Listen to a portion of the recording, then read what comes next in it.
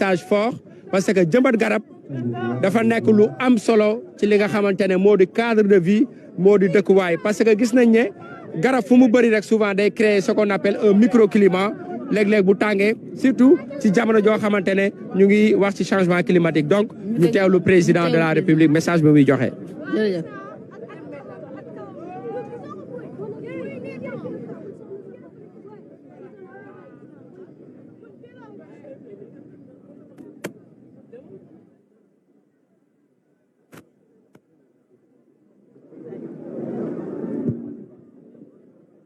Ibrahima Ndong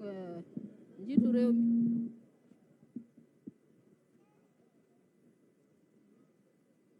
salaamaaleykum waa Guédiawaye maa ngi am mbégte gu mag a mag a mag ci bi ma ñëwee fii fekk mobilisation bi nga xamante ne askanu Sénégal fépp fu ñu mën di nekk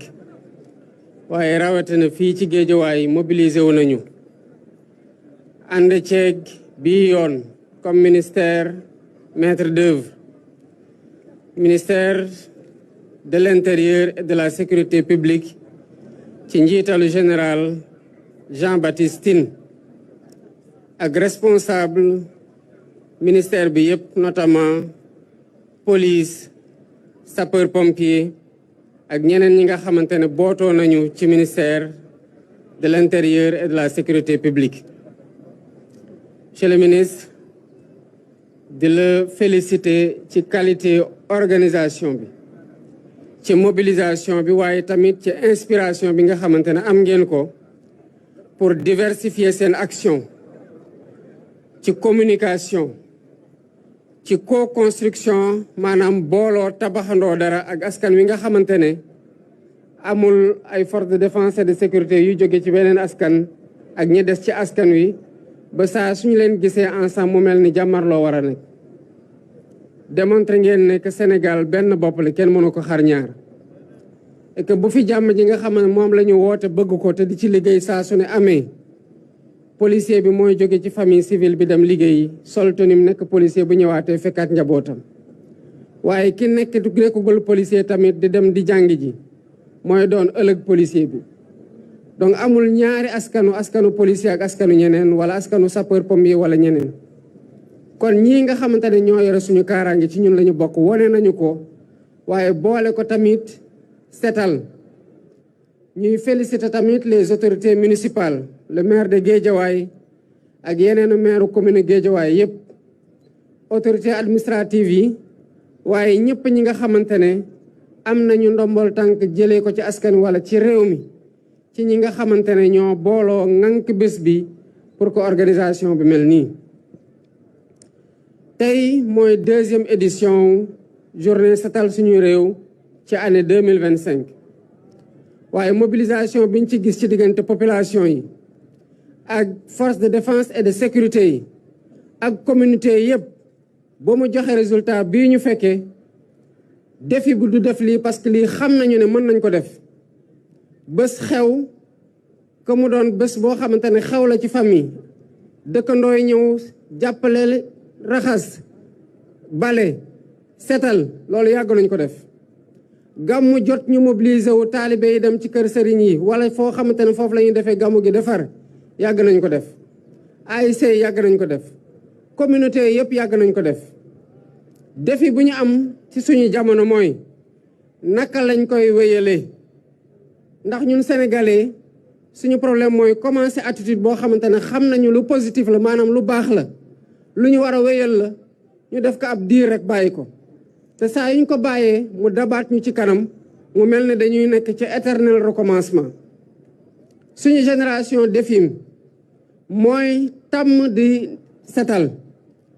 pour ñii nga xamante ne ñooy tuut tànk yi di màgg di gis ñuy setal bu yàggee du ñu xam salte kon ñoom dootuñu saltel sax bay am ñu di leen mobiliser pour ñuy setal te loolu mooy défi yu bés yi kon maa ngi ciy woo bépp Sénégal ak fépp fu mu mënti nekk quel que soit solo si nga xamante ne ci ndombol tànk wala ci daraja am nañ ko ci réew mi setal suñu sécurité sanitaire moo ci dépendre avant tout loolu moo tax ñu war ci jàpp te saa yu leen ciy woo du pour ñun waaye da ngeen ñu fal jiite ñu am responsabilité wane yoon boobu saa yu ngeen jàppee ne yoon gu baax la bu ngeen ko dee def jàppale ne seen bopp ngeen koy defal ndax su ma jógee fii li fiy set waa Guédiawaye lay setal waaye du doon ñi nga xamante ñoo nekk Palais ndax rarement la ñuy évoluer ci sphère bi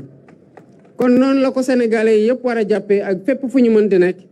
kon ci prochaine journée bi concept setal suñu réew dina jëlaat beneen dimension ñu ngi toog di observer benn pause boo xam ne pause weer la pour liggéeyaat ci conception boo xamante ne bu ñu ñëwaatee ci yeneen anam lañ koy defee mu gën a ñoŋ pour ñu assurer li nga xamante ne mooy wéyal boobu muy pérennité bi mais cela ne veut pas dire que setal dañ ciy jël vacances cela ne veut pas dire que lu ñu setaloon dañ ko war a bàyyi mu tilimaat non responsabilité wu setal ci ku ne la nekk ci saa yooyu dox ci mbedd mi ci saa yoo jolee sa mbalit xam foo ko war a yóbbu ba doo setal environnement ba doo saltel loolu du mës a am vacances du mës a am pause du mës a am congé kon ñu ngi leen di jaajëfal bu baax di encourager ñëpp ñu continuer ci dynamique bii nga xamante ne depuis bu ñu ñëwee ba tey enclenché nañu ko te ku nekk boo koy def jàppal ne sa diggante la sa bopp d'abord parce que c'est une question individuelle sa diggante ak sa environnement la sa diggante ak sa communauté bi nga bokkal dëkkuwaay ji la waaye sa diggante la aussi ak sa réew ndax saa yu ñu demee ci réew yoo xamante ne set nañu lu ñuy njëkk seetlu mooy réew mi set na te bu réew mi setee waa réew mi ñoo ko setal ku dem ci réew tamit mu salte boo demee da nga wax ne réew mi dafa salte te kon day mel ni waa réew mi ñoo koy saltel finalement sax doone waa réew mi ñoo koy saltel waaye da ngeen wax ne waa réew mi ñoo salte te loolu woy la woo ba xamante ne war nañ ko moytu te bañ ko ñu am ko ay gan yoo xamante ne dañ fiy ñëw mën a ñibbee ak seede googu nga xamante ne rafetul ci deru Sénégal. Monsieur le ministre, je voudrais vous féliciter pour le leadership que vous avez démontré dans la coordination de cette deuxième édition de la journée Setal Sunu Réew de l'année 2025. Félicitez vos collaborateurs, au rang desquels l'inspecteur général de la police, Mame Seydou Ndour,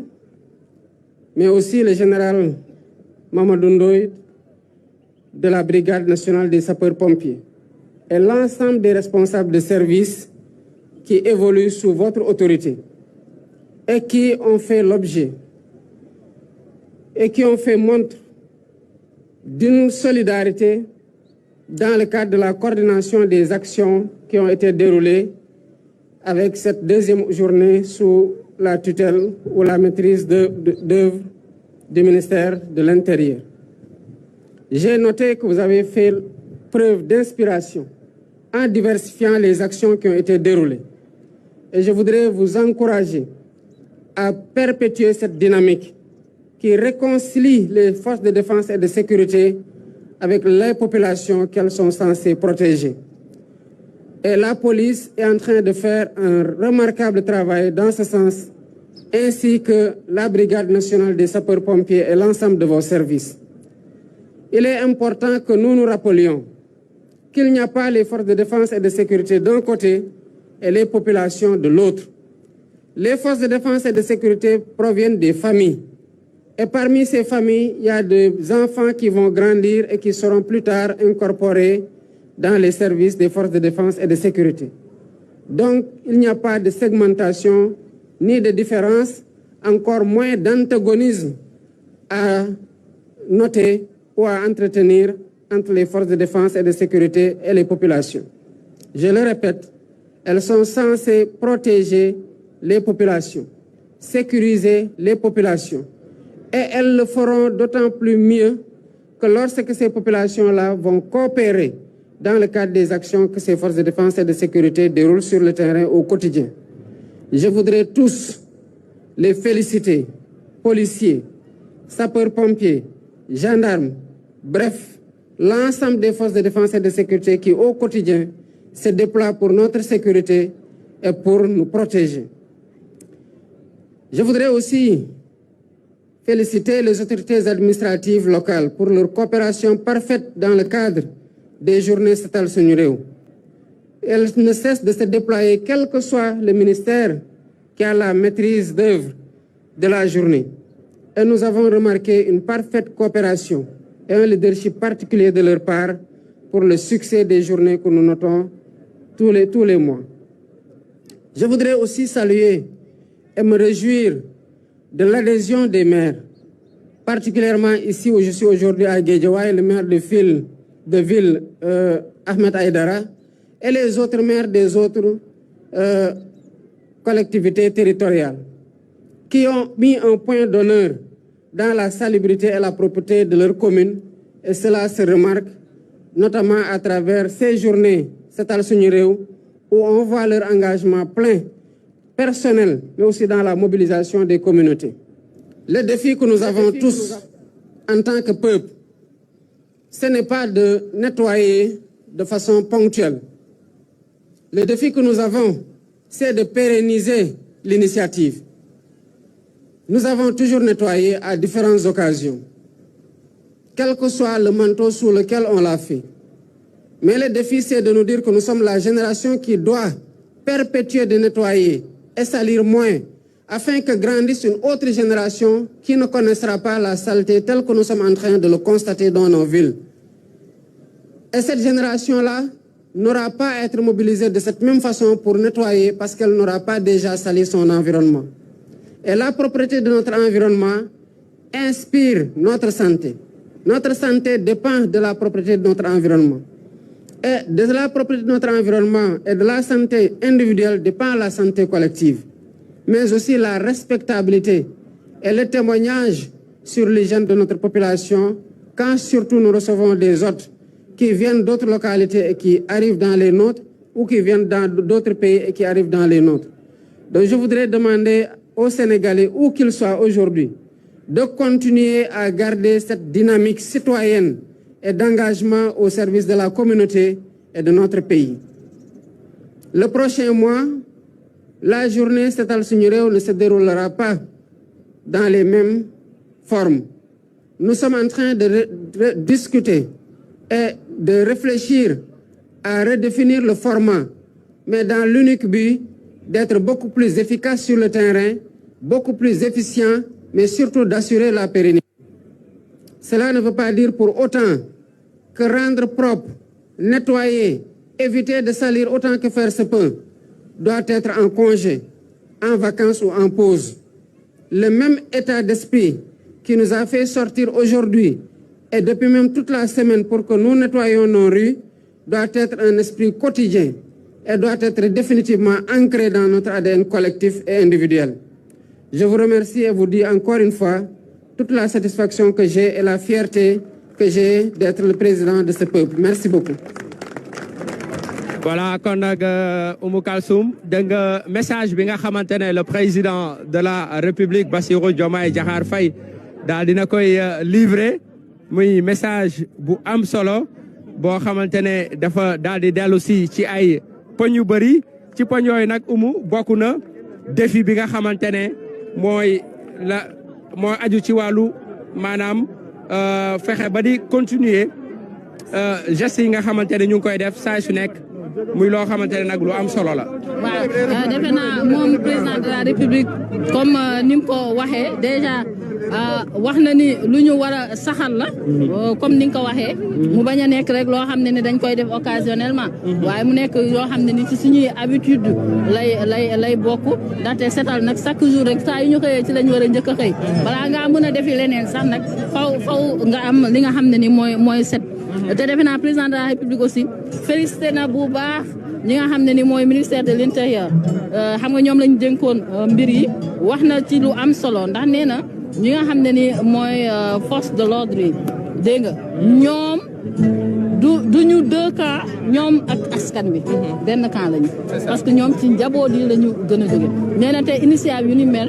day gën a réconcilier ñi nga xam ne ni moo di force de l'ordre yooyu ak ñi nga xam ne ni ñoo di askan bi day gën a andi tamit proximité day gën a andi jegewoo day gën a tax aussi ñoom ñi nga xam ne ni ñoo di askan bi ñu gën a comprendre ñii ni seen i mission lan la waaw parce que bu dul lool rek peut-être mën nañ jàppee ni toujours ni ñun ñaar daal bokkuñu ay ka te ñoom ci njaboot yi la ñuy jóge donc félicité na leen bu baax ne ci ni nga xam ne ni noonu lañu taxawoo li nga xam ne ni moo di journée bi. effectivement Oumou loolu nag mooy li ñu naan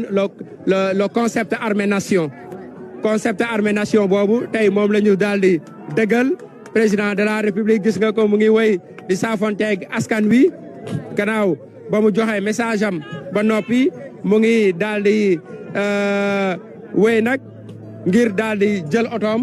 dellu nag fi nga xamante ne moo di palais de la république gannaaw ba nga xamante ne tey liñ ko doon xaaree def na ko waaye nag daal di nay dellu si sur la nécessité di gën a réadapter li nga xamante ne moo di initiative yi setal suñu gox xam naa nag mois bii di ñëw soo motul dinañ gis setal suñu gox ci beneen concept. ci beneen concept je pense que loolu lu am solo la parce que xam nga sànq ñoo ngi dalal waa cadre de vie te bu ñu waxee cadre de vie nag lu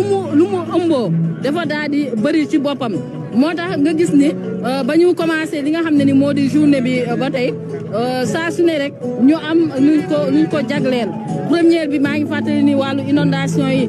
ci la ñu gënoon a taxaw ndax loolu yëpp day dugg ci salubrité parce que ndox fu muy taa demul tamit du daal di set tey jii ñu ne li nga xam ne ni moo di set setal suñu kaaraange la bokk moo taxoon sax ñu dénk ko ministère de l'intérieur ak sécurité publique effectivement bu fekkee ni ñoo ngi wax kaaraange wér-gu-yaram def ci daal di dugg te ku setul munoo am li nga xam ne ni moo di wér-gu-yaram donc ñuy xaar rek toujours rek ñu ciy andi ay nouveauté ci wàll bi loolee lépp nag c'est juste pour gën a ci xiir ñi nga xam ne ni ñoo di askan wi gën leen a xamal ni bés bi bu yegsee balaa sax ñi nga xam ne ni ñoo di autorités yi di ci communiquer nit ku nekk di nga bàyyi xel ni di nga ko boole ci sa programme bi samedi de c'est vrai que dama ko daan def chaque jour mais samedi nag journée bu exceptionnelle la bu njëkk bi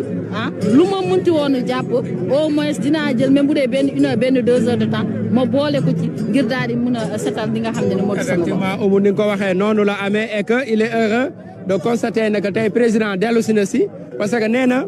waratuñu xaar rek ba